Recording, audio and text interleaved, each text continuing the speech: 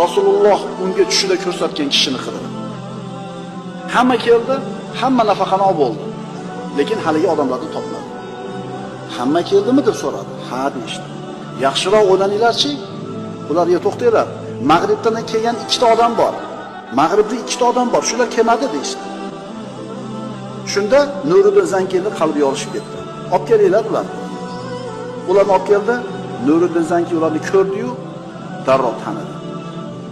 Rasululloh tushida ko'rsatgan mana shu ikkita kishi edi, sabqish. Ularga qayerdan sizlar? Mag'ribdanmiz, haj qilgani keldik.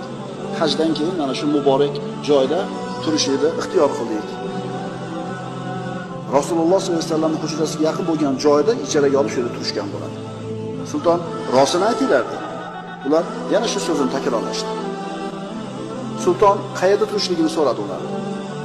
Ular Rasulullohning hujrasiga yaqin bir yerda joy olib turganligini aytishdi. Odamlar maqtab ketishdi.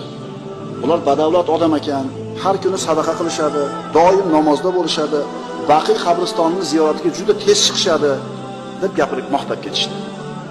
Sulton ikkalasini ushlab turinglar deb qo'ydi-da, aytilgan ularning uyiga bordi, kavlangan tuproqni topdi.